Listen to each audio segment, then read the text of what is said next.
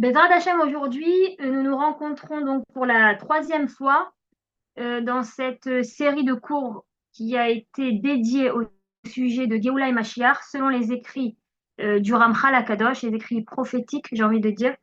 Baruch Hachem, on a déjà eu beaucoup d'heures d'enseignement dans le cadre de ce séminaire, que ce soit autour des cours qui ont été donnés, que ce soit au cours des discussions libres qu'on a pu vivre ensemble avec des questions-réponses qui étaient très enrichissantes à mon humble avis. Et si Dieu veut, aujourd'hui, donc, c'est cette troisième et dernière rencontre pour cette série. Et nous allons essayer donc de faire un petit résumé de ce qui a été traité pendant les deux dernières rencontres et aussi, bien entendu, d'avancer sur un sujet qui me paraît être un sujet incontournable, puisque j'entends tellement de choses qui sont malheureusement erronées, déformées, voire farfelues. Donc, en ce qui concerne le dévoilement de Machiach. Donc, c'est vrai qu'à la fin du dernier cours, j'avais dit que la troisième rencontre sera consacrée à la réparation du serpent et donc au travail à faire pour finir euh, le travail de la galoute en fait et rentrer en Géoula. Mais comme je disais, vous savez, des fois on a des programmes, mais Akadosh Baruch Hu, il décide des choses différemment. Donc pour ce soir, on va parler plutôt de la façon dont se dévoile Mashiach, du dévoilement de Mashiach de manière générale. Et j'ai intitulé dans le cours Pour qui et comment. Pour qui, ça veut dire pour qui en fait se dévoile Mashiach, pourquoi aussi, mais surtout pour qui. Euh, Alors, je, je prendrai sur le cours aussi, je prendrai aussi la parole pour donner une source qui est très importante, une source du Ramchal, qui est en hébreu, d'accord? Donc, j'essaierai de traduire simultanément. Je suis désolée, j'ai pas trouvé cette source en français, elle n'a pas été traduite. Donc, voilà, si peut-être certaines personnes pourront m'aider, des personnes bilingues qui pourront m'aider des fois sur certains mots que peut-être je ne saurais pas tellement connaître, que je ne saurais pas tellement dire en français. Euh, Si Dieu veut, vous allez voir, c'est quand même quelque chose de très réjouissant et de très différent de tout ce qu'on entend autour de nous.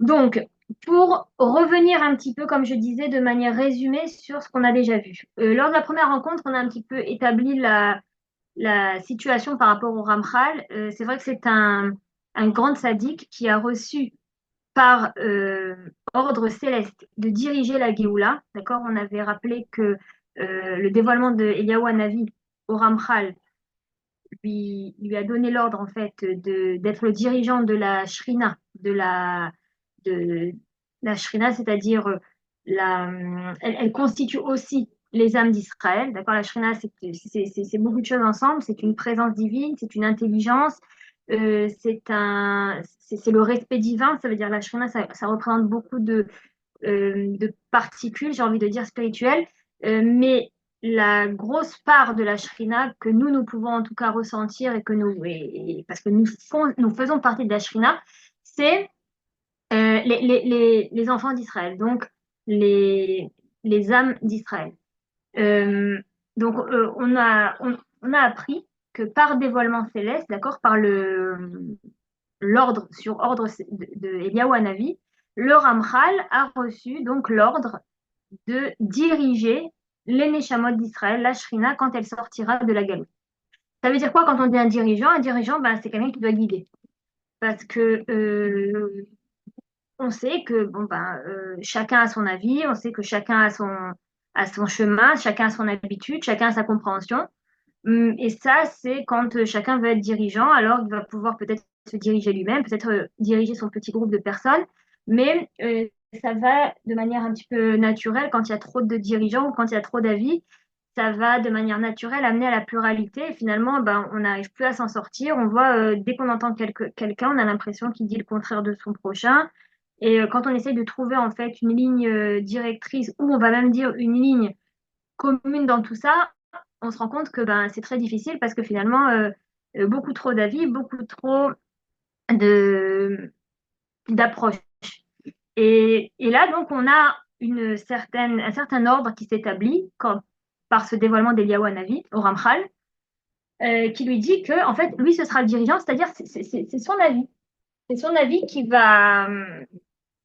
c'est même plus qu'un avis, d'accord? Parce que quand on dit un avis, ça veut dire que j'inclus ici, en fait, l'être même, comme si qu'en fait, chacun a son avis et il y en a un qui a raison et les autres, ils ont tort. Non, c'est pas ce que je veux dire. Ça veut dire, c'est un petit peu mal traduit quand je dis son avis, c'est plutôt en fait ce qu'on dira la Anhaga, ça veut dire ce sera sous sa direction. C'est-à-dire que l'avis, c'est l'avis divin. D'accord? En hébreu, on appelle ça le Da'at Elyon. La personne qui a reçu le Da'at Elyon pour le sujet de la Géoula spécifiquement, c'est le Ramchal. Et donc, c'est sous cette influence que l'on pourra être guidé et qu'on pourra sortir. Euh, Plus même que sortir, ça veut dire on sort pas seulement de Galout, mais on rentre aussi en Géoula avec le Ramchal. Et j'ai eu quelques questions qui ont été posées très justement. D'ailleurs, c'est pas partie du cours, mais je pense que c'est important qu'on rappelle ces questions. Parce que c'est possible que pour les personnes qui m'ont entendu pour la première fois, ça fait quand même un peu tilt d'entendre, ok, d'accord, alors ce sont des écrits rares, voilà, on entend parler d'un nouveau Rav, d'un nouveau tzaddik, d'un nouveau livre, et finalement on se dit, mais qu'est-ce qui se passe avec tous les autres? Et c'est vrai que quand j'ai donné cours à un groupe de femmes par Telegram, la semaine dernière, on m'a invité à une conférence pour des Israéliennes. C'est des femmes qui sont déjà bien ancrées dans certains principes de la Torah, qui parlent aussi beaucoup de Géoula, etc. Et donc, à la fin de la conférence, une dame m'a interpellée en me disant, regardez, moi, je sens un danger dans ce que vous dites, à savoir, on a l'impression que ça y est, maintenant, on va ouvrir un nouveau clan, on va ouvrir un nouveau groupe, et ça y est, donc il y a déjà les Lubavitch, il y a déjà Breslev, il y a déjà ceux qui sont avec le mouvement lituanien, les Sfaradim, les Chassidim, chacun avec son groupe. Et là, finalement, ben, on est en train de promouvoir le groupe Ramchal. Alors bon, j'ai été un petit peu étonnée du mot danger parce que j'ai dit, bon, ben, c'est dommage que ça ait été reçu de cette manière-là. Mais j'ai surtout compris, en fait, quand je laisse tomber l'étonnement du mot, j'ai surtout compris qu'il y avait une incompréhension très basique, en fait, sur le message qu'on doit transmettre.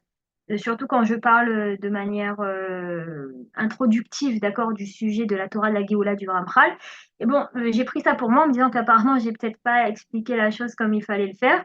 Et donc, j'ai pris vraiment 10 minutes environ pour rétablir le rôle du Ramchal dans la Géoula et surtout pour essayer de comprendre pourquoi il y aurait éventuellement réticence à se tourner vers de nouveaux écrits.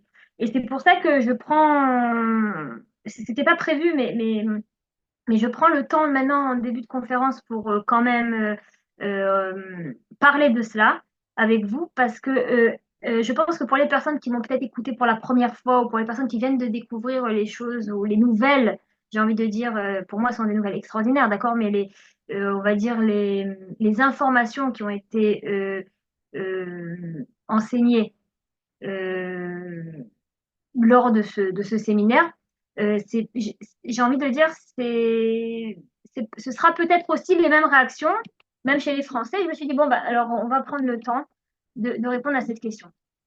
La semaine dernière, on a expliqué en fait, on a établi une définition par rapport à Mashiach ben Yosef et Mashiach ben David. Quand on a parlé de Mashiach ben Yosef et de Mashiach ben David, on a en fait parlé plus de la force qui anime le peuple d'Israël, ou même de l'étape que doit passer Am Israël, plus qu'une personne en chair et en os. Si je reprends un petit peu pour résumer la semaine dernière, on a expliqué qu'en fait, au moment de la faute d'Adam Arishon, on a Nelly, s'il vous plaît, Nelly Fitoussi, si c'est possible de couper votre microphone.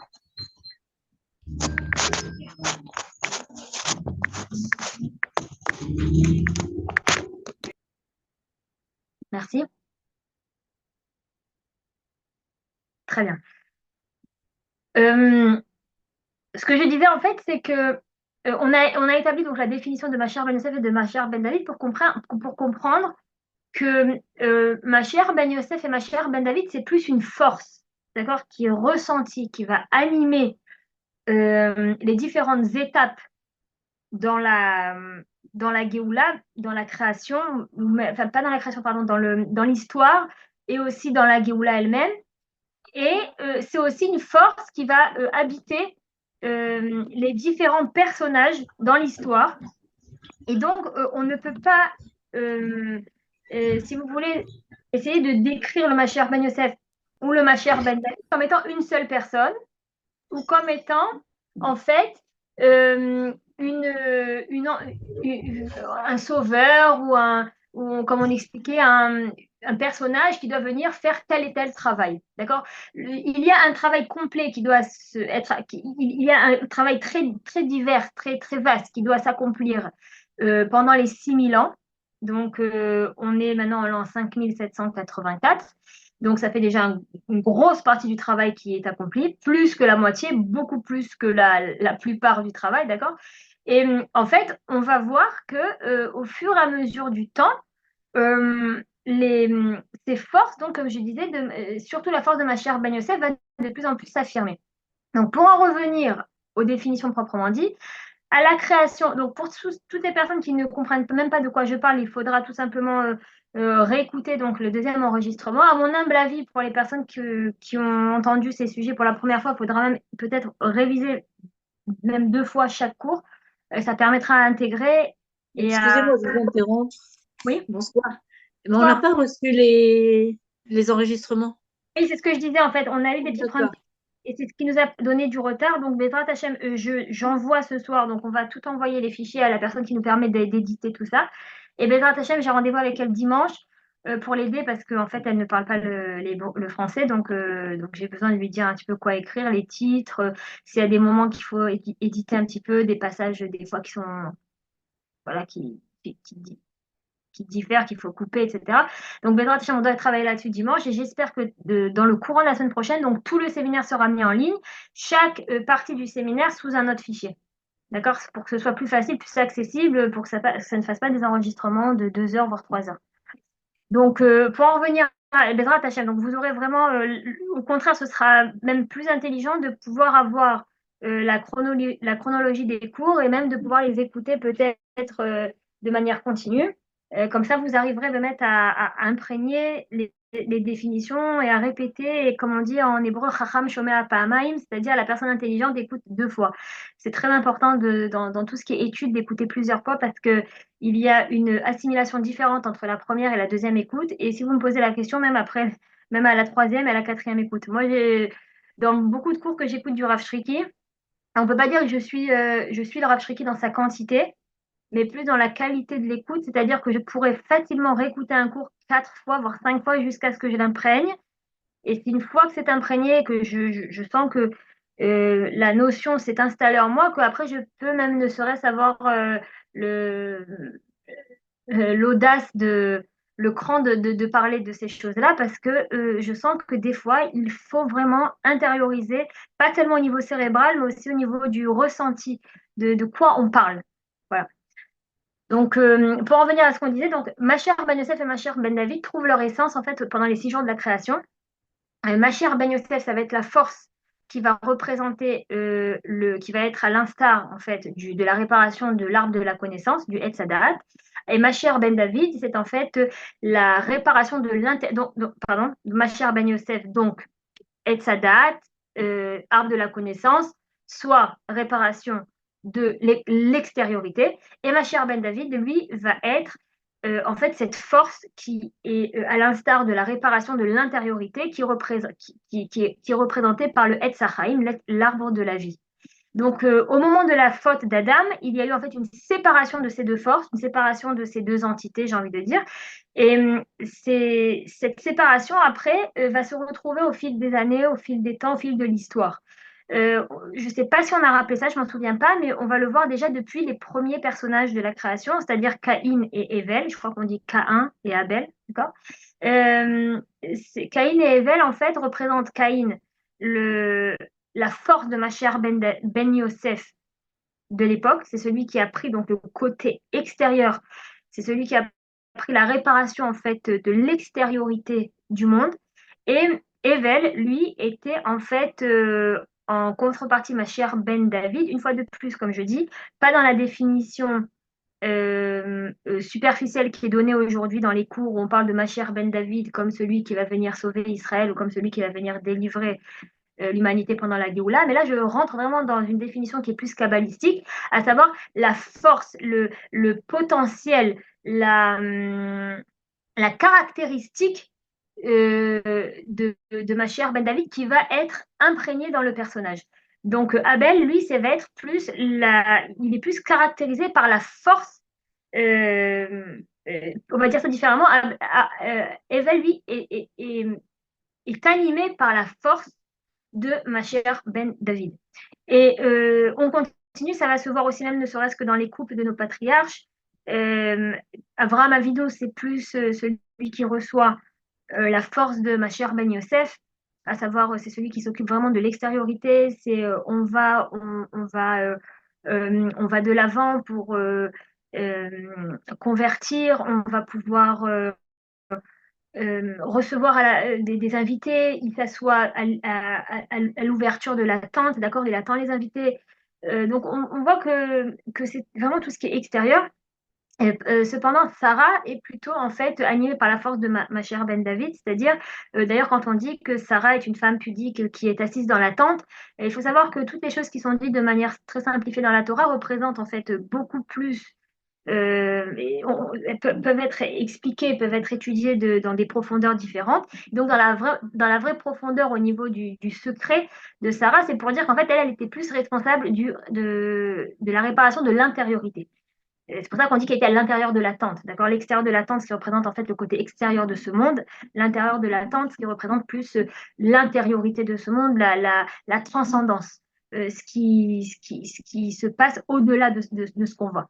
Et voilà que on va retrouver après ce même épisode pour Yitzhak et Rivka.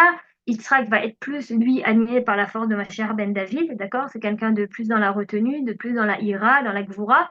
Et, et Rivka, elle sera plus ma chère Ben Yosef, celle qui prend les initiatives, celle qui va de l'avant, c'est elle qui dit à son fils Yaakov maintenant euh, d'aller récupérer les brachot. C'est elle qui fait en fait tout ce stratagème pour que Esav n'ait pas les brachot, les bénédictions de l'aîné, mais que ce soit Yaakov qui récupère les bénédictions de l'aîné. Et alors, on va dire qu'après, ça continue. Enfin, bon, on va pas tous les faire dans l'histoire, mais disons qu'il y a quand même les grandes lignes. On est obligé de passer par les grandes lignes pour comprendre en fait de quoi je parle. Et là, on va retrouver ça chez Yaakov et Esav où Yaakov, Yaakov a reçu en fait le côté de ma chère Ben David, ce qui représente, comme on disait, la réparation de l'intériorité, du Etz Hachaim, de la transcendance. On dit que Yaakov Ishtam Yoshev Oalim, c'est-à-dire que Yaakov était un homme simple, naïf, simple, on va dire plus naïf, d'accord, qui est assis dans la tente, qui étudie la Torah, qui n'est pas du tout dans le côté extérieur des choses.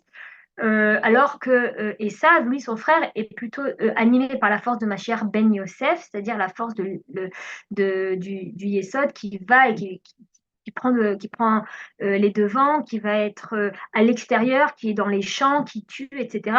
Alors là, il faut comprendre qu'au moment de Yaakov et Esav, déjà, on commence à voir que Esav donc, reçoit ce, ce rôle de la réparation de l'extériorité, mais ce rôle, il commence à tomber euh, dans ce qu'on appelle dans la clipa, d'accord, dans l'écorce.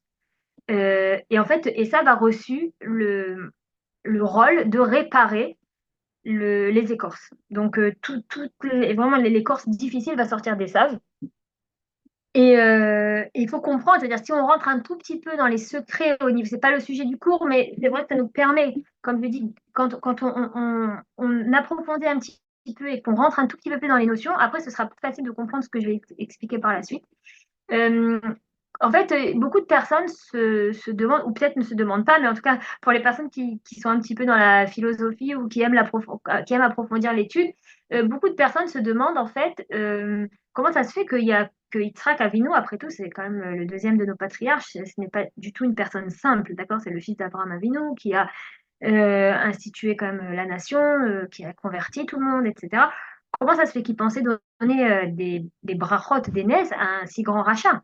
Parce que, en fait, quand on y pense, bon, Rivka, d'accord, elle a fait tout ce stratagème, mais ça paraît à première vue un petit peu anti-Torah, tout ça, parce qu'on dit qu'une femme doit, je dis ça pas au mauvais sens du terme, d'accord, parce que je ne veux pas maintenant soulever contre moi le mouvement féministe, mais ça veut dire qu'au niveau de la pensée juive, une femme doit être en accord avec les décisions que prend son mari et doit en fait respecter la décision qu'un mari prend. Donc là, on se dit non seulement elle respecte pas, elle ne se soumet pas, j'ai envie de dire, à la volonté d'Yitzhak qui veut donner les brachot, les bénédictions à Esav, mais plus que ça, elle va contre lui. Donc, c'est vrai que quand on approfondit un petit peu cette question, c'est très intéressant. Je ne vais pas donner non plus tout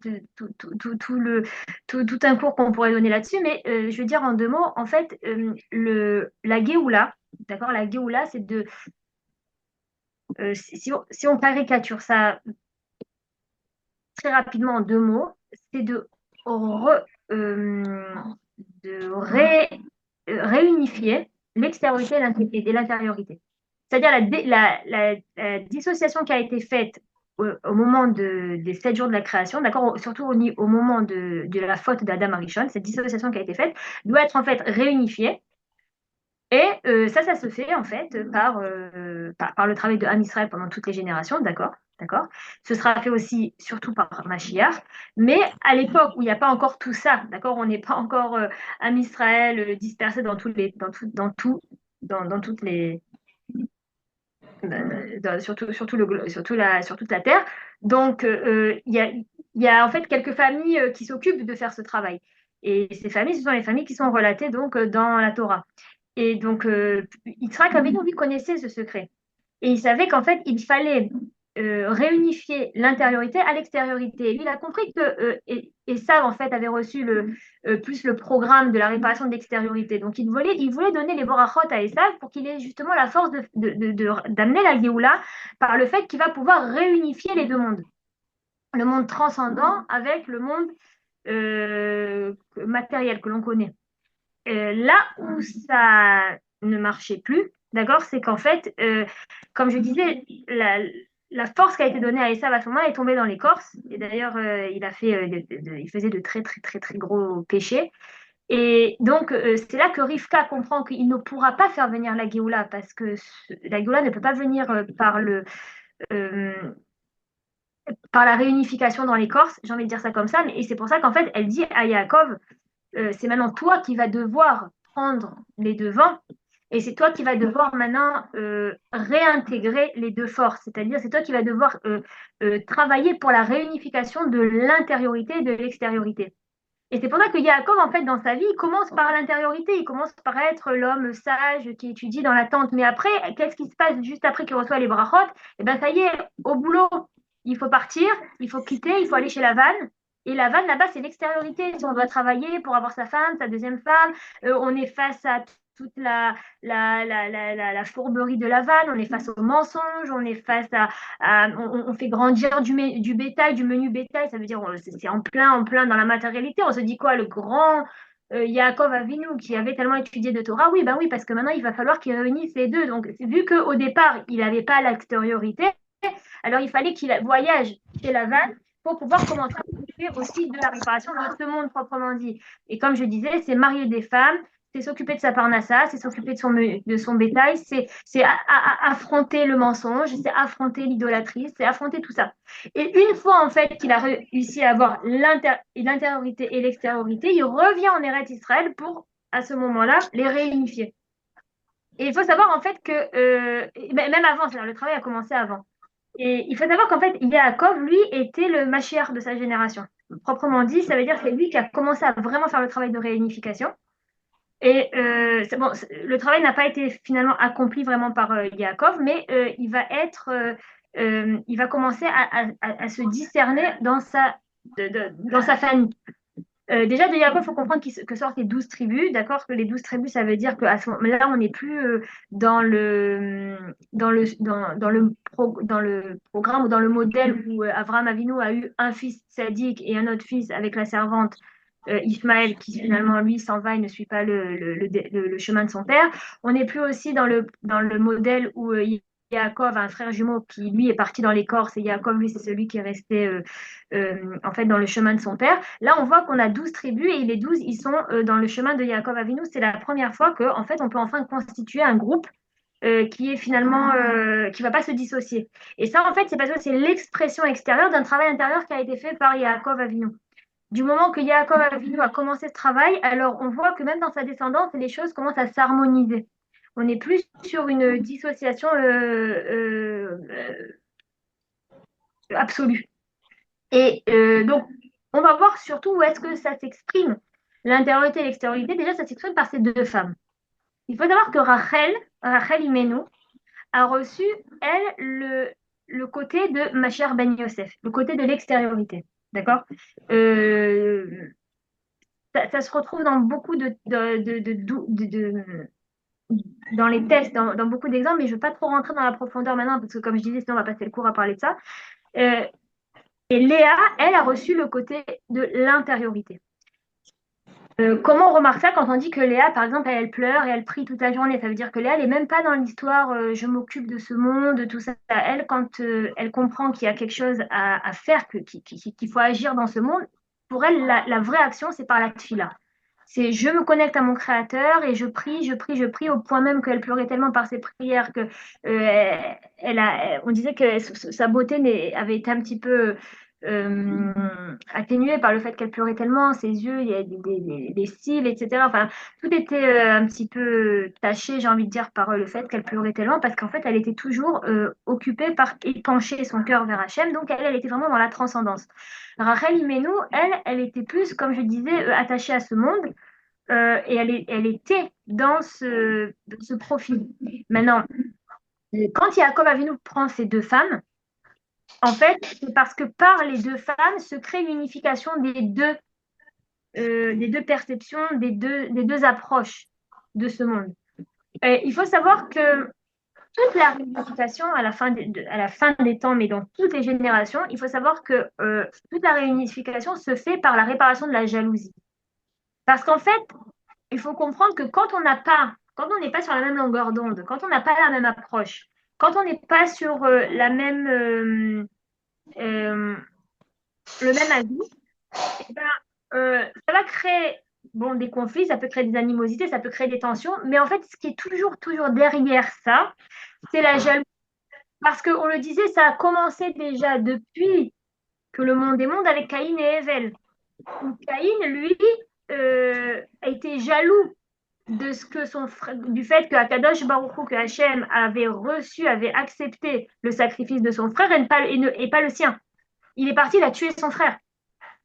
Et pareil, c'est-à-dire, on va pas rentrer, comme je disais, dans tous les modèles qui se développent autour de cette idée, mais il faut savoir qu'en fait, Akadosh Baruch Hu a décidé que Ben David sera en tête. C'est-à-dire que tout ce qui est transcendant prônera toujours sur le côté matériel. Akadosh Baruch Hu n'a pas dit d'être que dans l'intériorité, parce que sinon le monde n'avance pas. On ne peut pas être toute la journée à être assis à prier. On ne peut pas non plus être dans un modèle où on va s'occuper que du monde extérieur et que de la science et on ne va jurer que par ce que je vois, etc. Parce que là aussi, pareil, on tombe dans l'écorce à un moment donné, on laisse tomber Akadosh Baruch Hu. Mais le secret se trouve dans l'unification des deux forces, dans l'unification des deux approches. Et ça ne se fait que par la réparation de la jalousie. Parce que quelque part, il y aura toujours une jalousie du Mashiach Ben Yosef au niveau de sa force envers le Mashiach Ben David. Ça, il faut le comprendre. Maintenant, je vais essayer de vous dire quelque chose un petit peu vite fait. Bon, si c'est pas très bien intégré, vous pouvez me poser la question en fin de cours. Mais ces forces, en fait, se trouvent dans chacun d'entre nous. Ce ne sont pas que des forces qui se matérialisent au niveau de la pluralité des hommes. À savoir, là, on a donné des exemples que, Rachel Imenu, c'est plus l'extériorité, Léa Imenu, c'est plus l'intériorité, etc. Mais il faut savoir que chez nous, en nous, on a aussi ces forces. Et ces forces, elles sont toute la journée en bise-bise, en fait. Et le travail intérieur de chacun d'entre nous, c'est aussi de faire une réunification intérieure de ces forces et de savoir quand est-ce que c'est le moment de se lever et de faire et d'agir, parce que c'est comme ça que maintenant je peux faire avancer le monde. Et à l'opposé, je dois aussi connaître un petit peu qui je suis, comment le monde fonctionne, qui est son créateur, pour savoir quand est-ce que je dois aussi être dans la restriction, dans l'abstinence, et quand est-ce que je dois être plus maintenant dans la émouna, dans la foi, dans la prière, dans la transcendance, et que ce n'est pas le moment de prendre des initiatives. Mais c'est plus le moment de laisser Dieu faire les choses. Et donc, c'est pour ça que, comme je disais, ce travail, il se fait depuis la création, enfin depuis la faute d'Adam Arishon, et ça va se passer jusqu'à la fin avec Mashiach. Et ce travail se fait bien au niveau des événements historiques qu'au niveau du travail personnel de chacun. Et là, c'est pour ça que si on veut un petit peu encore un peu plus élaborer et rentrer encore plus en profondeur, on va dire que le travail qui est fait au niveau du klal, au niveau de toi, Israël, c'est finalement le travail de Mashiach Ben Yosef. Parce que nous, en tant que clan, j'ai envie de dire, d'accord, clan, le grand clan qui a reçu la Torah, la nation qui, qui, qui est responsable de faire rentrer la spiritualité dans ce monde, d'être la lumière pour les autres peuples, etc. Nous, on a d'abord et avant tout un travail de faire avancer le monde vers la transcendance. Donc, on va être en fait dans une situation où, au niveau du klal, Am Israël doit avancer, doit agir, mais au niveau de la conscience personnelle de chacun, on doit être en fait dans une approche de foi et de prière. Donc ça veut dire, on voit aussi qu'au niveau du klal, c'est plus la force de Mabi, mais au niveau de chacun, on est plus dans la... Mabi c'est les initiales de Mashiach Ben Yosef, d'accord? C'est le langage du Ramchal. Alors, Ramchal écrit Mabi, Mabad. Mabad, Mashiach Ben David, Mabi, Mashiach Ben Yosef. Donc au niveau du klal, on va être plus dans le travail de Mashiach Ben Yosef pour faire avancer le monde. Au niveau de soi-même, au niveau personnel, on va être plus dans un travail en fait qui va demander de la réflexion, de la prière, de la foi. Et ça, je vais vous dire, ça c'est la foi, c'est pas quelque chose qu'on achète au supermarché. Il y a beaucoup de choses qu'on peut aller aujourd'hui acheter au supermarché, on trouve vraiment de tout. Mais la foi, c'est quelque chose qui est le résultat d'un travail intérieur. Donc ça n'a plus rien à voir avec l'extériorité de ce monde. Ça, c'est vraiment quelque chose qui est intérieur à chacun et aussi au niveau de la conscience collective de la nation, c'est aussi un travail qui se crée en intérieur par le klal aussi. Mais ce que je veux dire, c'est que l'intériorité de tous, elle se constitue par l'intériorité de chacun d'entre nous. C'est différent de l'extériorité qui va se constituer, elle, par rapport à l'action de certains groupes de personnes. Par exemple, quand on a commencé le processus de revenir en Israël, d'accord, et que bon, il y a eu la première Aliyah, la deuxième Aliyah, qu'après il y a eu la construction de la constitution d'un État d'Israël, etc. Bon, ça, il n'y avait pas besoin que ce soit tout le peuple qui s'en occupe. Il y a eu quelques envoyés de Dieu qui s'en sont occupés. Et après, bon, au niveau de l'extériorité des choses, ça a pris forme. Mais voilà, aujourd'hui, chacun peut prendre part au travail extérieur de la chose. Mais c'est différent quand on fait un travail intérieur, même au niveau du collectif. S'il va en manquer un, on ne sera pas complet. Bon, ça c'était un petit peu, on va dire, j'ai un petit peu extrapolé. Là, je ne veux pas trop compliquer les choses parce que je ne sais pas après chez qui ça arrive et j'aimerais quand même que le cours il s'adresse un peu à tout le monde. Donc, sans rentrer non plus trop, comme je disais, dans la profondeur ou dans les détails, c'était vraiment pour faire comprendre, pour faire prendre conscience que ces deux Mashiach, donc Mashiach Ben Yosef et Mashiach Ben David, représentent en fait deux forces, représentent aussi deux étapes, à savoir que Mashiach Ben Yosef va toujours être une étape qui précédera Mashiach Ben David, mais qu'à la fin, la Géoula, le Beth Amikdash, la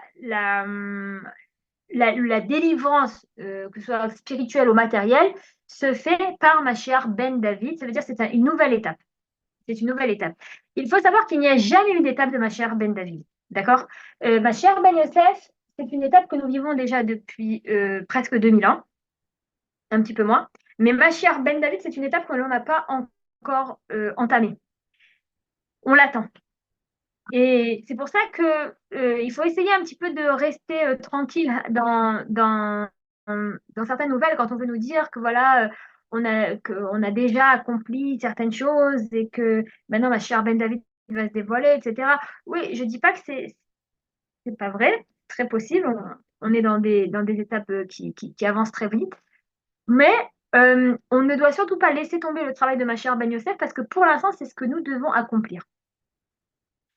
Si je reprends un petit peu les idées principales qu'on a dit dans le premier et le deuxième cours, on sait en fait qu'il y a une période d'exil et pendant cette période, on va devoir travailler autour de réparations aussi bien des réparations spirituelles que des réparations aussi matérielles. Hein. Comme je disais, par exemple, le retour en Eretz Israël, de retrouver sa terre, c'est une réparation finalement matérielle. D'accord, on voit que bon, bah, il y a un retour, ça se fait dans l'extériorité, c'est pas quelque chose qui est forcément intérieur. Le fait qu'il y ait d'un coup un élan de tchouva et que tout le monde, qu'Am Israël veut entendre des paroles de Kedusha et qu'Am Israël se réveille à la foi et à la Torah, ça c'est, oui, ça, c'est un retour intérieur. Ça veut dire il est en train de se passer en ce moment. Moi, je vois de manière très claire qu'on est en train de vraiment accomplir certains travaux qui se font chacun de leur côté. Et ça va d'être Hashem se réunifier. Tout ça va se réunifier. Mais pour en rester sur le sujet, donc il faut savoir que ça fait 2000 ans en fait qu'on est dans le travail de Mashiach Ben Yosef, qui signifie euh, établir des infrastructures. Donc toutes les personnes, tous les tzadikim qui ont établi des infrastructures au sein d'Israël ont pris une part du travail de Mashiach Ben Yosef. Parce que comme je l'expliquais la semaine dernière, le Gaon Mivilna explique que Mashiach Ben Yosef, ce n'est pas une personne, c'est toutes les Neshamot d'Israël ensemble. Chaque personne dans Israël a une part dans le travail que doit accomplir Mashiach Ben Yosef.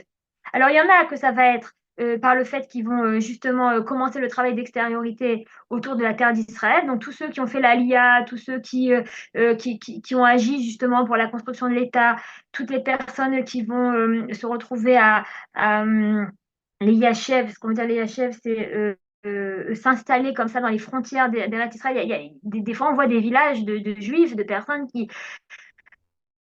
vivent en danger constant parce qu'ils se mettent à 10 ou 20 familles pour constituer une petite colonie, d'accord, dans un endroit qui est très dangereux parce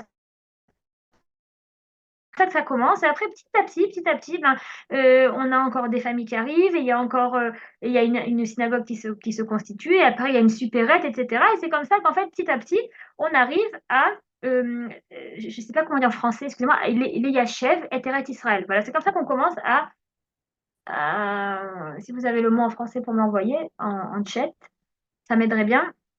En tout cas, c'est ce qui À permet de s'installer? voilà, voilà, s'installer en Eretz Israël. Parce que bon, oui, bon, on va se dire, oui, mais les Yachev et Eretz Israël, on peut le faire aussi à Tel Aviv ou à Jérusalem ou à Ra'anana, où on n'est pas obligé d'être maintenant dans des frontières, etc. Oui, c'est vrai, on n'est pas obligé. Ça veut dire celui qui est en Eretz Israël et qui va être dans une ville où tout se passe bien, lui aussi, il n'a pas. Mais il y a quand même ce côté au niveau de Mashiach Ben Yosef, au niveau d'un des travaux, c'est vraiment de pouvoir s'installer sur les frontières. Et il y a aussi le travail de Mashiach Ben Yosef qui malheureusement est plus difficile à assimiler et plus difficile à comprendre, mais c'est aussi mourir pour la sanctification d'Hachem. Donc tous ces soldats qui tombent au combat, toutes les Neshamot qui ont été prises malheureusement pendant les attentats pas depuis ces derniers mois. Moi, je parle de quelque chose qui date et qui dure depuis des dizaines et des dizaines d'années ici pour l'État d'Israël, mais surtout, d'accord, parce qu'il faut toujours voir les choses dans leur ensemble, surtout depuis que Am Israël a toujours été persécuté, d'accord, parce on a toujours voulu nous détruire, on a toujours voulu nous anéantir, on a toujours voulu nous tuer, c'est pas nouveau. Donc toutes les personnes qui sont mortes en fait par des goïms, et c'est comme ça que le Ramchal écrit, ils ont pris une part du travail du tikkun, de la réparation de Mashiach Ben Yosef. Parce que ça en fait partie, d'accord? C'est-à-dire, il y a un travail qui doit se faire, c'est une étape qui doit être accomplie pendant ces 2000 ans de préparation, enfin pendant ces 2000 ans de Biat Mashiach, de venue du Mashiach, comme on expliquait. Et donc, pour reprendre un peu le sujet autour des gens de la Torah, donc toutes les personnes qui ont instauré une infrastructure de Torah ont pris une grosse part dans le travail de Mashiach Ben Yosef et donc ont permis d'établir on disait que Mashiach Ben Yosef en fait est représenté par le taureau. Le taureau, c'est celui qui va labourer pour la terre pour préparer le champ à la plantation, etc. Et donc, en fait, tous ceux qui vont être comme ça, des taureaux, qui vont labourer la terre et qui vont commencer à sillonner donc les champs, ils ont ce travail. Et on voit qu'en fait, si on voit par exemple Rabbi Nachman Mibreslev, qui a sillonné donc tout un monde entier de Torah, c'est-à-dire une pensée, une approche, des livres, etc. Donc ça fait partie aussi du travail de Mashiach Ben Yosef. Pareil au niveau du rabbi de Lubavitch ou de tous les Admoré Lubavitch, de tous les rabbins de Lubavitch qui sont passés, tout ça sont des travaux qui représentent en fait le travail de Mashiach Ben Yosef, ce sont des infrastructures. Tous ces gens-là en fait ont établi des infrastructures pour chacun pour finalement le travail qu'il devait accomplir. Parce que comme je disais en fait, le travail de Mashiach Ben Yosef, l'étape qui s'appelle l'étape Mashiach Ben Yosef, est représentée par toutes les Neshamot d'Israël. Donc on a besoin du travail de tout le monde. Ça veut dire que même les gens qui étaient laïcs, qui étaient anti-Torah, qui ont constitué l'État d'Israël, qui ont permis la création d'un foyer national juif ici, eux aussi ont pris part dans le travail de Mashiach Ben Yosef. C'est ça qu'il faut savoir, c'est pas seulement un travail spirituel, c'est même un travail laïque. Parce qu'il contribue, comme je disais, à ce travail d'extériorité dans ce monde. Et donc, il faut savoir que quand on comprend que l'étape de Mashiach Ben Yosef, c'est une étape qui précède Mashiach Ben David et qui précède la Géoula, donc en fait, tout doit être accepté et tout doit être aussi, j'ai envie de dire, c'est-à-dire, on doit se respecter l'un et l'autre. Ceux qui sont avec le Baal HaSulam, qui étudient le Zohar du Baal HaSulam, alors le Baal HaSulam a laissé donc tout un héritage spirituel. Pareil, c'est parfait. Ça fait partie il a sillonné lui aussi un, une, un rail dans le champ. Et c'est comme ça pour tous. Pour Rabbi Yosef Karo dans la halacha, pour le Rama dans la halacha ashkenaz, pour le Shulchan Arour du Admor Hazaken. Donc chacun a pris part dans le travail qui devait être fait. Mais il faut savoir, je vais dire quelque chose qui va être peut-être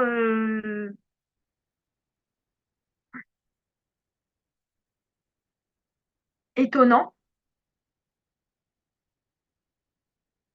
Il faut essayer c'est-à-dire, comme je disais, il faut pas venir avec un esprit critique dans ce genre de cours parce que je dis tout de suite, moi je cherche pas forcément des internautes ou des auditeurs. D'accord, on a Baruch Hashem, en tant que bénévole, on a énormément de travail. On n'est pas là pour chercher ce qu'on appelle du rating. Donc je dis les choses telles qu'elles sont, mais quand même pour ceux qui aimeraient vraiment intégrer, assimiler, il faut venir avec quand même une certaine ouverture d'esprit, j'ai envie de dire avec beaucoup de émouna. D'accord. Il faut savoir que tout ce qui a été instauré, c'était en fait c'était pour nous permettre le travail de la galoute et surtout le travail l'accomplissement du travail de la réparation de Adam Arishon. Parce qu'en fait, tout ce qui se passe dans le monde, c'est en conséquence, c'est la conséquence que le serpent, lui aussi, a eu une influence. On en a parlé le dernier cours. La seule source d'influence, c'est Akadosh Baruch Hu, c'est Hachem. Mais du moment qu'on a mis le serpent en compétition, eh ben, on a choisi en fait d'avoir aussi une deuxième influence, qui est l'influence des médias, l'influence de la médecine, l'influence du pouvoir juridique, l'influence de ce monde, c'est-à-dire l'influence de ce que le serpent représente, l'extériorité, d'accord, ce qu'on voit. Et en fait, tout notre travail jusqu'à la fin des 6000 ans, c'est en fait de ramener le serpent, de lui faire tchouva, pour que le serpent aussi, il s'annule face à Kadosh Baruch Hu. Parce que lui aussi, il a sa part dans la Géoula. Il ne faut pas croire que Kadosh Baruch Hu va anéantir tous les Réchaïm. On va voir très, très bientôt que ce n'est pas du tout le but. Au contraire, Kadosh Baruch Hu, il veut les Réchaïm en Géoula, il veut qu'ils fassent tchouva, etc. C'est ça qui intéresse Kadosh Baruch Hu, c'est l'écorce. Sinon, depuis le début, il pouvait faire venir la Géoula que pour les tzadikim, mais c'est tout.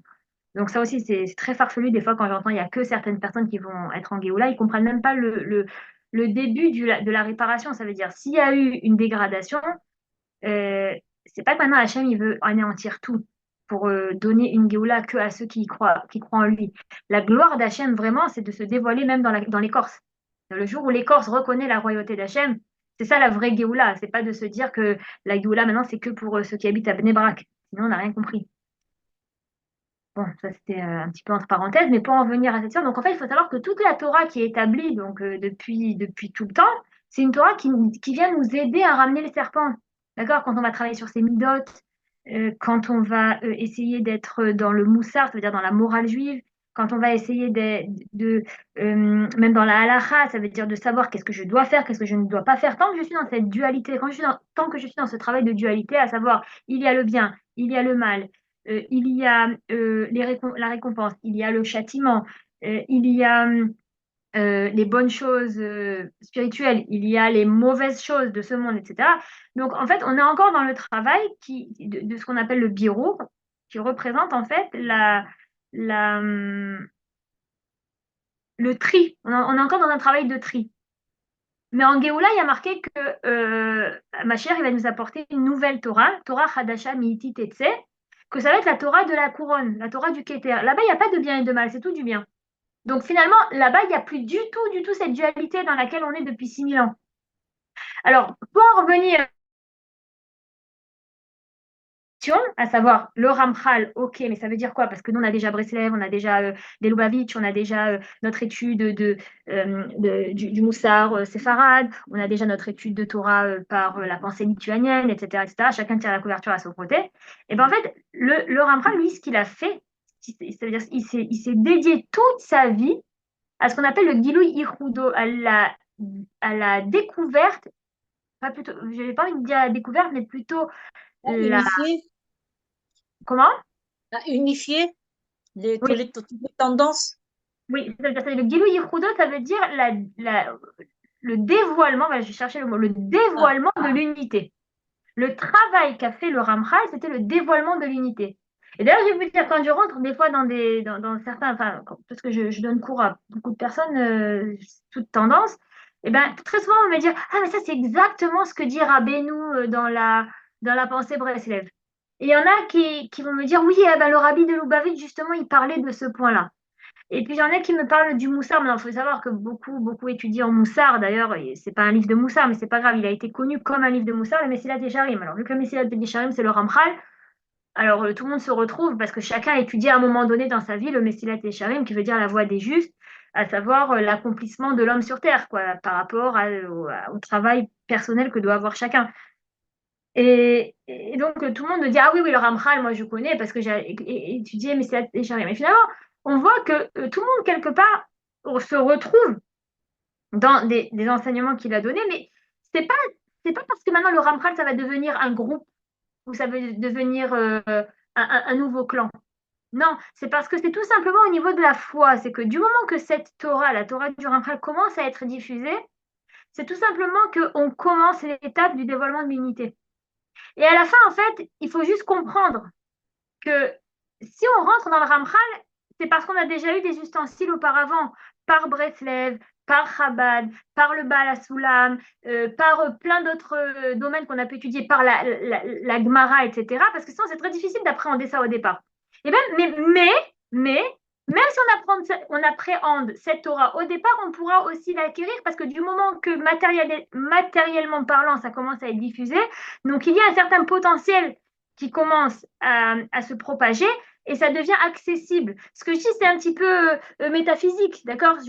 Je veux dire que du moment qu'il y a une certaine lumière qui descend sur Terre, euh, on a, on a la possibilité de l'acquérir. Alors que tant que cette lumière, elle est dans les sphères supérieures, eh bien, il n'y a que vraiment ceux qui ont de très grandes connaissances ou ceux qui ont vraiment de très grandes prédispositions.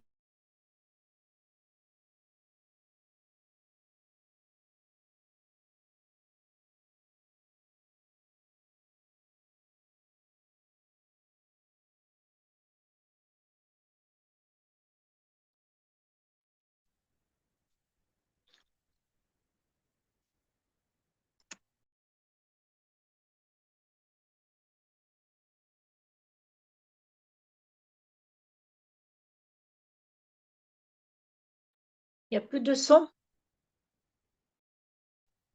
Il a dû avoir une coupure Internet.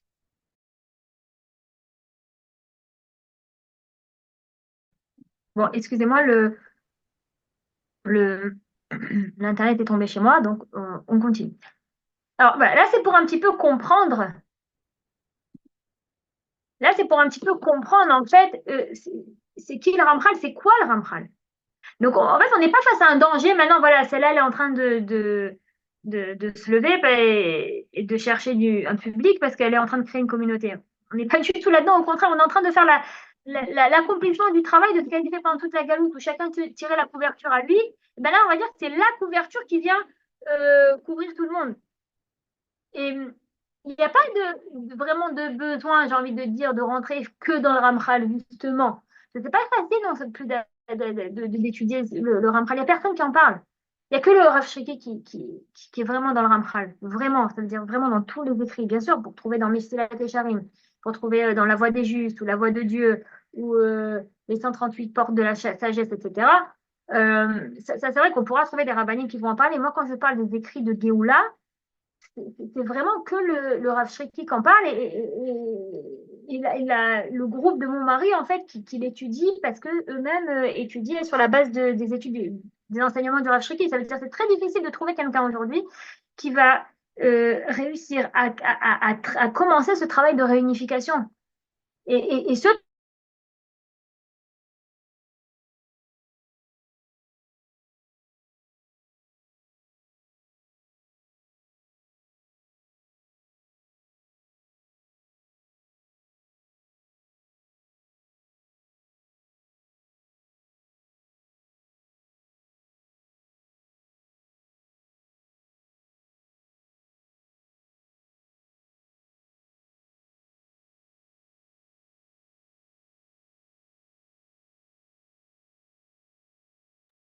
אילנה, יש לך בעיית קליטה אולי?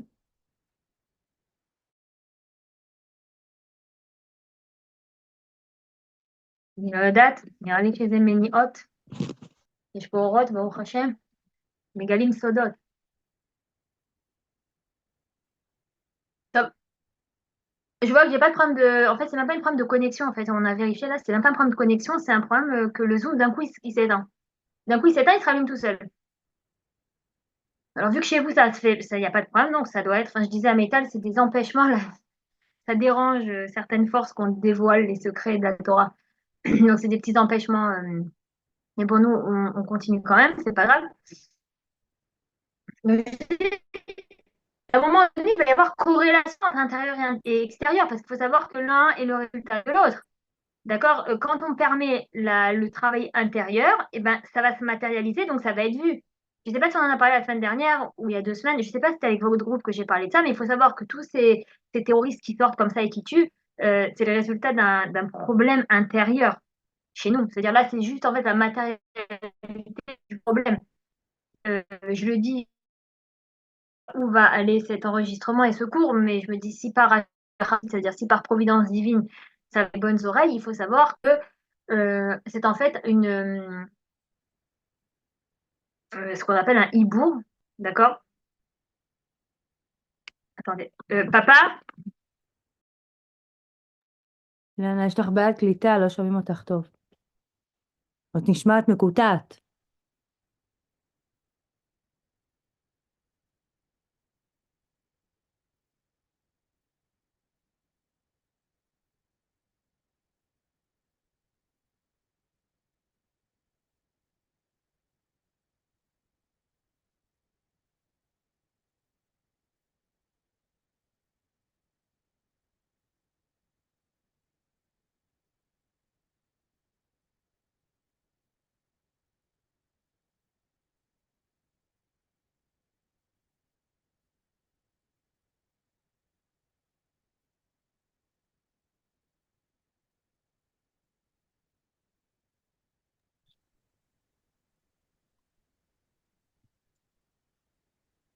On est complètement coupé. voilà. Alors, j'essaie de changer de place pour faire une petite tentative. Mais c'est vraiment l'Yetzer-Hara, hein, vraiment l'Yetzer-Hara. Quand on commence un cours de Torah, il y a toujours le Satan qui arrive au milieu pour couper. Ouais, ça empêche parce que là, comme je vous dis, on dévoile des grands secrets. C'est pas des choses qui sont dites tous les jours.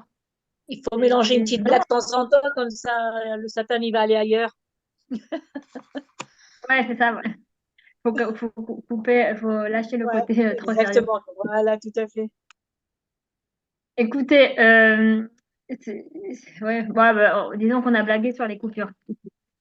C'est vrai que des fois, quand je suis dans la concentration, comme ça, j'arrive pas du coup à penser à la blague. Quand on parle de sujets comme, bon, et des fois, je donne des courses, enfin, je donne des courses à la paracha ou sur des sujets, on va dire, plus plus facile, quoi. Le couple, la famille, la émouna, tout ça. Alors, c'est vrai on raconte des histoires qui accompagnent le cours, alors c'est plus facile de rigoler. Mais quand on est quand je disais, quand on apprend comme ça des profondeurs ou qu'on dévoile les secrets de la Torah, c'est plus difficile après de, Mais on est obligé de lui donner quelque chose à manger quand même au Satan, c'est pour ça. Comme ça, il nous laisse tranquille. Ouais. Alors, on lui a donné les coupures. On va essayer maintenant Voilà. ouais, maintenant d'être plus tranquille. Vous n'aviez pas parlé la dernière fois des terroristes. On vient de Alors. l'écouter là pour la première fois. Alors, je vais te dire en fait en un point et on continuera. Il faut savoir qu'en fait, la faute la plus grave dans le judaïsme, d'accord, c'est la semence en vain. La semence en vain, ça crée des âmes qui n'ont pas de corps. Et ces âmes-là, en fait, elles cherchent une réparation dans un corps.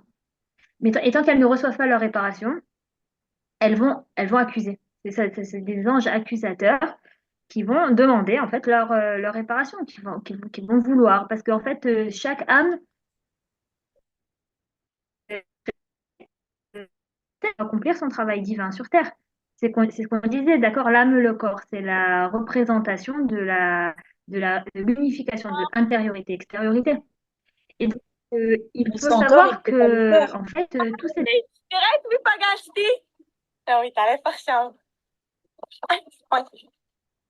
Makara, makara. תוריד את הכובע, שהוא יזהה אותך. תוריד, נו. מיטל, את יכולה בבקשה את המיקרופון אצלכם? מיטל? יופי, תודה. Oui, donc, comme je disais, pour dire en un mot, vous voyez mon mari me dit, faut pas trop parler de ça. Bon, je dis en deux mots, d'accord? En deux mots, en fait, c'est qu'il y a comment tu dis un hibour? Enceinte. C'est une comme- grossesse. Oui. Ouais, C'est comme l'intégration du neshama. ouais, c'est une intégration, en fait. Ouais, parce que la grossesse, c'est vraiment pour la femme. En fait, si vous voulez, il y a une intégration Bah, on dit le hibour aussi pour Hadar. C'est hibour, c'est comme une grossesse sur quelqu'un qui porte, pour mieux comprendre peut-être, je sais pas. Ouais. Écoutez, regardez, si ça vous dérange pas, Bézrat Hachem, on fera les questions à la fin. Mais bon, je dis en deux mots parce que j'ai abordé le sujet et je ne veux pas laisser les gens sur leur faim, mais il faut savoir qu'en gros, voilà, il y a en fait une intégration de l'ange accusateur dans un corps qui va venir pour prendre une revanche de quelque chose. Et donc ça, c'est ce qui crée les terroristes. Mais s'il n'y avait pas eu d'ange accusateur, en fait, Ishmaël, lui, c'est de la Torah, il dit c'est Yoshevei Midbariot. Ça veut dire, eux, en fait, ils font partie ils sont animés par la force de Mabad, de ma chère Ben David, mais dans l'écorce. Ça veut dire qu'en fait, ils sont ceux qui sont vraiment dans la transcendance. Eux, ils croient en Dieu, ils veulent faire leurs prières, tout ça. Mais le fait que comme ça, ils sont assoiffés de sang et qu'ils sont là pour tuer, c'est parce qu'ils sont animés par... il y a une intégration en eux de certains anges accusateurs qui sont créés par Israël. Alors ça, c'est pour dire en deux mots, celui qui a intégré ça, c'est bien. Celui qui ne l'a pas intégré, c'est pas le sujet. Et puis, c'est sûrement pas la chose sur laquelle il faut s'attarder pour l'instant. Voilà. Donc, enfin, ce que je veux dire par là, c'est que à propos réunifier l'extériorité et l'intériorité, il faut savoir que tout ce qu'on va voir comme événement sur Terre, dans tous les domaines, dans tout, que ce soit dans le bien ou que ce soit dans les choses difficiles, il faut savoir qu'il y a toujours une explication intérieure et il y a toujours une raison. Et cette raison-là, en fait, elle va être pas toujours dévoilée. Et on ne peut pas tout comprendre, d'accord? Même ceux qui étudient vraiment les profondeurs et les secrets de la Torah, ils ne vont pas toujours avoir une explication pour tout. Et là, en fait, c'est le moment de réunifier nos deux Mashiach qui sont en nous, c'est-à-dire le Mashiach Ben Yosef qui va voir les événements et qui va, comprendre que voilà, ce monde, c'est l'extériorité, et qu'il y a des événements et qu'il y a des choses qui sont des fois réjouissantes et des fois des choses qui sont malheureuses. Et réunir donc à la même occasion la force aussi intérieure qui est la force de la prière, de l'aïmouna. Si c'est dans un événement réjouissant, il faut remercier Hachem. D'accord? Il faut se dire, ce que je reçois, là, cette abondance que je reçois, elle n'est pas de moi. Cette abondance que je reçois, elle est de la providence divine. C'est Hachem qui m'a envoyé tout ça. Merci Hachem, je te remercie. Donc, être dans la foi, être dans l'aïmouna, prier, la prière, c'est pas forcément des demandes, ça peut passer par des remerciements aussi, des louanges, d'accord? et quand on remercie, on va pouvoir permettre d'intégrer la force de l'intériorité, la matérialité. Et dans tout ce qu'on fait, c'est important de faire ces réunifications parce que, comme je disais, le travail de réunification, c'est ce qui va se matérialiser par la suite et qui va permettre en fait de voir qu'on on se respecte tous, de voir qu'on s'aime tous, de voir que la jalousie, elle se calme. Je vais vous dire, la jalousie, c'est la réparation de ce monde. D'accord, je ne vais pas rentrer là-dedans parce que ce n'est pas le sujet. J'ai vu que ces derniers cours, j'ai envie de dire beaucoup, beaucoup de choses, mais finalement, il faut rester un peu dans des lignes directrices. Mais je dis vraiment en deux mots, la réparation, c'est la réparation de ce monde, la fin du tikkun, c'est la réparation de la jalousie. Et la vraie façon de réparer la jalousie, c'est de voir que Dieu est derrière chaque chose. Parce que quand on voit que quelqu'un nous a fait quelque chose ou quelqu'un s'empare, vous savez, j'ai tellement entendu des histoires où des fois il y a quelqu'un qui s'est démené à créer une activité on a eu un cas comme ça, une amie de ma mère qui s'est vraiment démenée à créer sa propre pharmacie et ça a été très difficile pour elle et elle a eu elle a passé vraiment des problèmes administratifs, elle a eu des problèmes avec des permissions, etc. Ils étaient toujours en train de lui chercher des fouilles dans la tête. Bon, bref, des choses qui sont difficiles, quoi. Et finalement, elle est arrivée à avoir une pharmacie Baruch Hashem qui fonctionne et qui roulait bien. Et je ne sais pas pour quelle raison familiale ou personnelle elle a dû vendre. Et finalement, il y a une femme qui est venue derrière, qui a reçu une pharmacie qui était le fruit d'un travail de des années d'efforts. Et puis, elle a eu une super clientèle. Et en fait, elle avait reçu un produit fini. D'accord? En fait, si vous voulez, il n'y a pas de produit fini, mais elle a permis de continuer un produit fini, qui était presque fini en tout cas. Et des fois, on se dit, mais attends, mince, moi j'ai galéré, tout ça, finalement, c'est elle qui reçoit l'abondance. Mais il faut savoir que du moment qu'on voit que c'est Hachem qui est derrière tout ça, à savoir, toi, tu as eu le mérite de créer.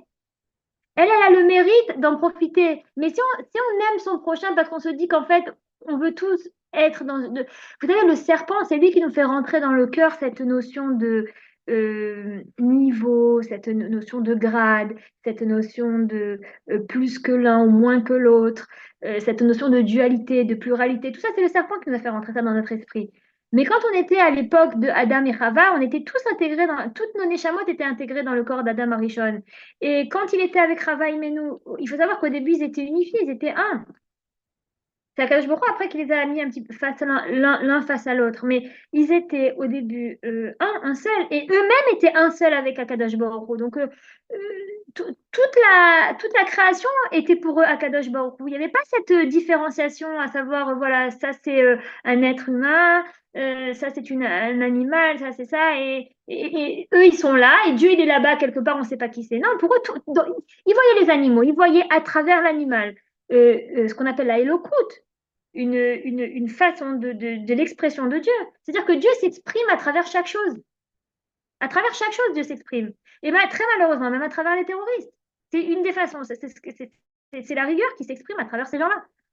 Et quand on voit autour de nous qu'entre juifs, des fois, il y a des animosités, il y a des jalousies, ou il y a surtout de la compétition, ça, c'est ce qui... C'est très difficile à vivre pour Akadosh Baruch Hu parce qu'en fait, qu'est-ce qu'il voit? Il voit qu'en fait, c'est le Mashiach ben Yosef qui tombe dans l'écorce. À savoir, ça y est, on est tombé dans l'extériorité de la chose et on n'intègre plus l'intériorité. Ça veut dire on n'est plus en train de faire l'unification des deux forces. Et il a envie Hachem de se dévoiler quand on se réunit. Mais non, la réunification de tous, c'est ce que je disais, c'est le résultat d'un travail intérieur de chacun. Et quand on n'arrive pas à faire le travail de manière, et ça je vais dire un truc, mais vraiment, je ne sais pas si quelqu'un pourra après diffuser ce que je dis, c'est tellement important.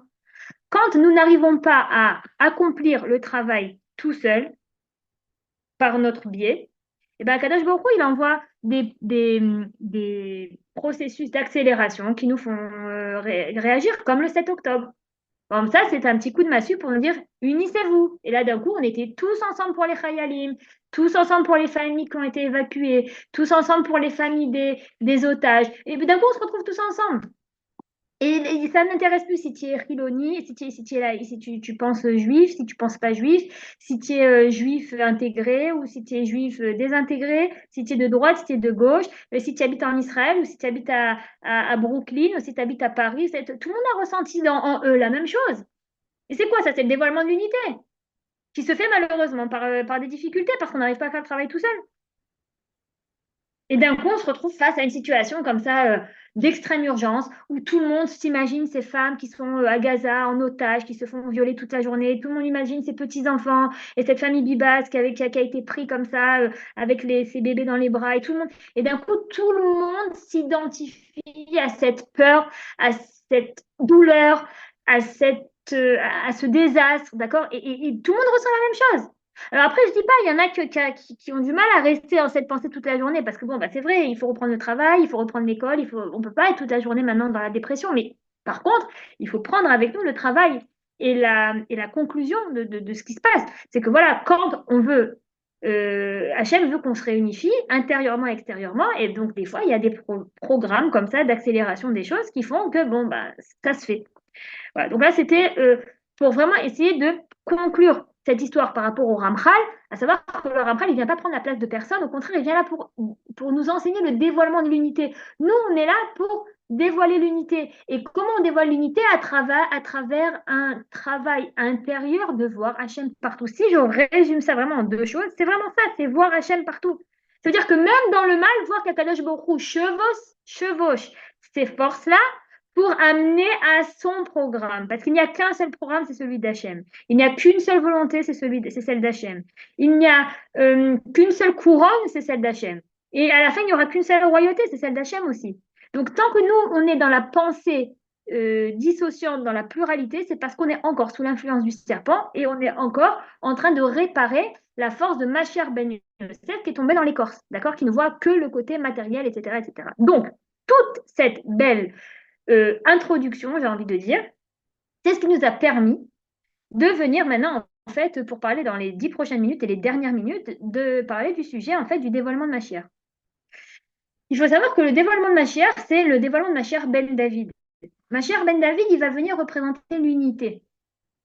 Donc le Mashiach ben David, ça va être un dévoilement collectif, parce que lui, justement, il vient nous ramener dans cette dimension où on est tous ensemble. Alors, il faut faire attention de ne pas tomber dans le côté farfelu et déformé des choses, que voilà, il y a Mashiach, il s'est dévoilé maintenant à 2 personnes. Maintenant, j'ai eu de sources sûres que le Mashiach s'est dévoilé à 2 rabbins. Maintenant, j'ai entendu d'une source on ne peut plus sûre que le Mashiach, ça y est, il sait qu'il est Mashiach et il est en train justement de travailler dans le collectif et tout ça. Et là, je suis désolée que j'ai peut-être même offensé certaines personnes de Lubavitch. Mais je sais que bon, dans le mouvement de Lubavitch, on a bien entendu, tout le monde a entendu parler que pour beaucoup de personnes dans le mouvement de Lubavitch, le rabbi c'est Mashiach. Et il y a toute une Torah qui a été construite autour du fait que le rabbi c'est Mashiach, etc. Maintenant, je vais vous dire, il faut vraiment rentrer dans la compréhension de ce que c'est Mashiach pour comprendre aussi c'est quoi le dévoilement de Mashiach. On ne peut pas dire oui, il se dévoile, il se recouvre, et il se dévoile comme écrit le Zohar. Même le Zohar, il faut comprendre c'est quoi mitgalé, mitkassé, mitgalé, c'est-à-dire il se dévoile, et après il se revoile, et après il se dévoile, etc.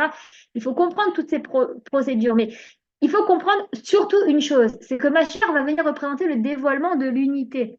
Donc, c'est pas possible qu'il y ait à un moment donné un groupe qui sait Mashiach, contre c'est Mashiach, qui lui est le groupe de Mashiach avant tout le monde.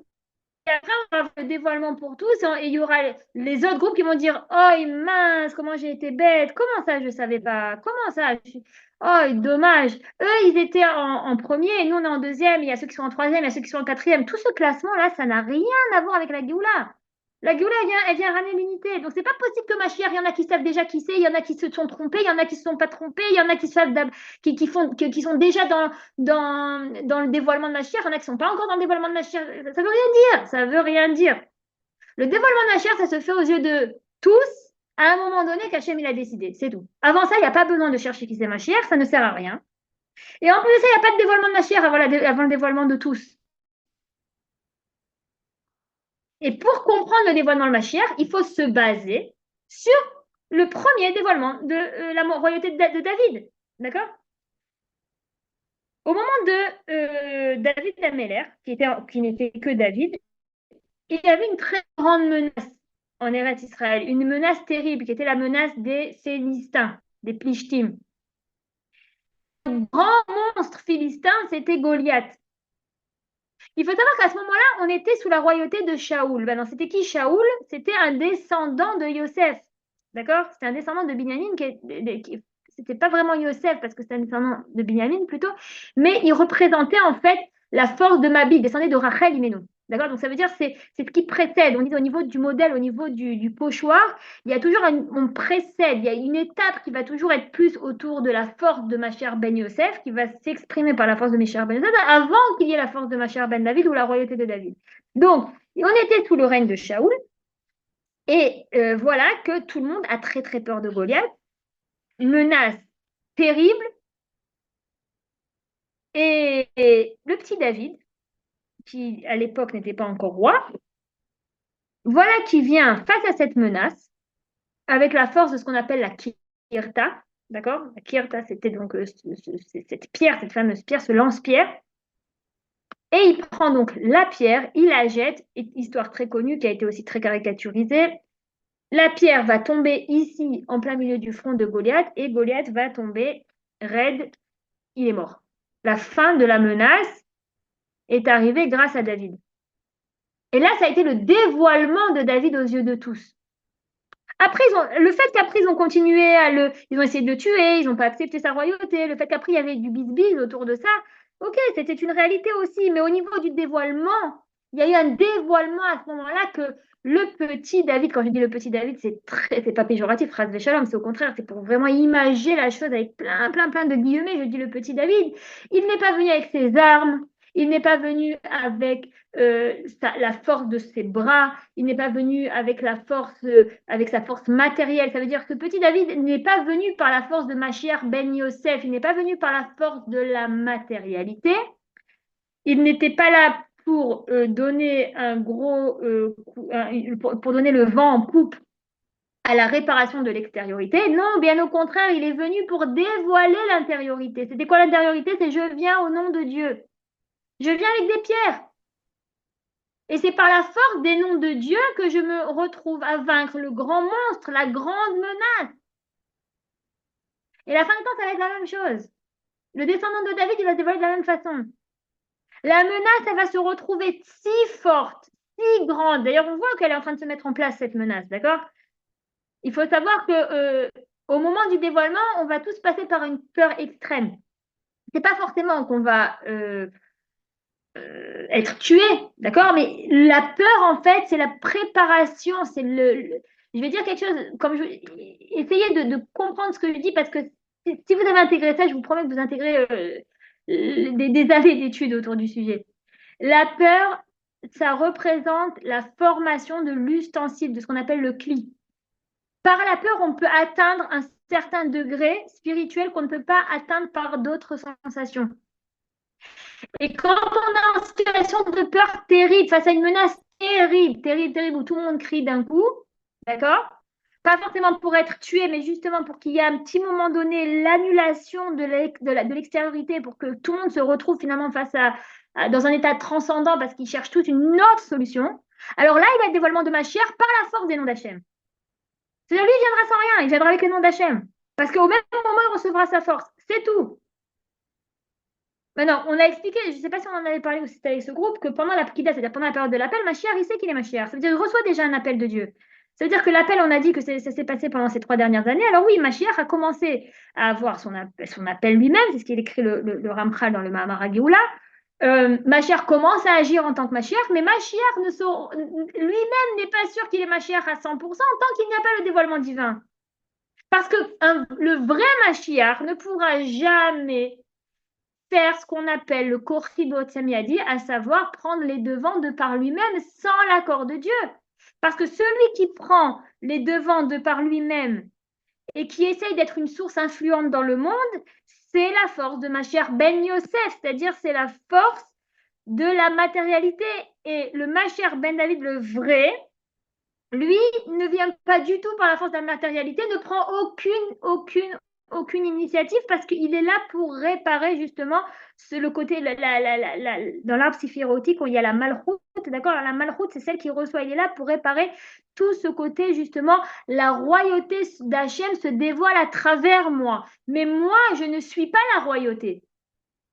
Moi, je suis seulement le réceptacle par lequel je peux recevoir et transmettre. Plutôt, c'est pas vraiment recevoir et transmettre, c'est plus le yesod, c'est plutôt par lequel je peux recevoir et, euh, et exprimer. Voilà. Ouais, c'est mikbaté. C'est-à-dire, je reçois et je rends à Hachem. Et donc, il faut comprendre que toutes ces idées farfelues autour duquel Mashiach, c'est celui-là, ou Mashiach, c'est celui-ci, etc., déjà. Alors, celui qui se dévoile de par lui-même, il faut savoir, il s'est disqualifié en tant que candidat à la Meshirout, au messianisme. D'accord? C'est impossible. Parce que ça veut dire qu'il n'est pas du tout en train de réparer la force Mabad, qui est la force de Mashiach ben David. Il est encore, en fait, dans la réparation de Mashiach ben Yosef. C'est-à-dire, il appartient à la royauté de Shaoul, à ceux qui sont là pour prendre les devants et qui sont là pour être une source influente à la place d'Akadosh Baruch Hu. Et la Géoula, c'est tout le contraire. C'est tout le contraire. Maintenant, après, bon, il y a encore d'autres choses qu'il faut comprendre pour comprendre aussi le cheminement, parce qu'à la fin, le dernier Mashiach ben David, lui aussi, il a une part de travail de Mashiach ben Yosef. C'est-à-dire, il est obligé de passer aussi par une étape où il fait des travaux qui appartiennent plutôt à la force de Mashiach ben Yosef. Mais ce n'est pas ça le détail. Ce n'est pas ça qui est important. Ce qui est important, c'est de comprendre que le dévoilement, il se fait aux yeux de tous. Pour qui? Pour tous. C'est même pour l'humanité, parce que l'humanité aussi a besoin de ce dévoilement et l'humanité aussi a besoin d'être délivrée, j'ai envie de dire ça d'une certaine manière, de l'asservissement des forces du mal. Ouais,